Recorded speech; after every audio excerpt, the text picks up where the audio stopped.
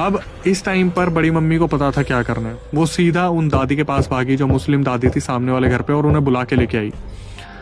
उस टाइम पर जो मुस्लिम दादी थी वो सर पकड़ के बैठ गई कि अचानक से बच्ची के साथ हो क्या रहा है। जब भी दूध पिलाने की बात होती है तो बच्ची अकड़ जाती है या कुछ भी ऐसा हो जाता है, तो ये हो क्या रहा है। दादी ने क्या करा, फिर दोबारा बच्ची को हाथ में लिया, कान में पानी डाला, फूंक मारी, और फिर यही बोला कि भाई मेरे को समझ नहीं आ रहा बच्ची के साथ हो क्या रहा है, तुम एक काम करो, बच्ची को ना थोड़ी देर के लिए उसकी माँ से अलग कर दो। और ये चीज़ एक माँ को पता चल जाए कि मेरी वजह से मेरी बच्ची को कुछ हो रहा है, तो माँ तो खुद ही अलग हो जाएगी।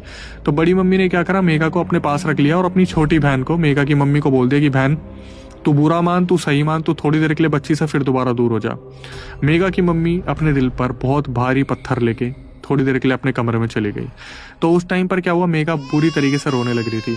तो बड़ी मम्मी ने क्या करा, इस चीज़ को सोचा कि दवाई तो हमारे पास है ही, मम्मी से कोई ना कोई दिक्कत हो रही है, तो एक काम करती हूँ मैं बाहर का दूध पिला देती हूँ। तो उन्होंने फिर दोबारा बाहर का दूध पिला दिया। अब इस वजह से क्या हुआ, मेघा की तबीयत बहुत ज़्यादा खराब हो गई, क्योंकि डॉक्टर ने एक बार मना किया था, इन्होंने दूसरी बार बाहर का दूध पिला दिया और उसके बाद दवाई भी दे दी। अब बच्ची बिलक बिलक के रोने लग रही थी।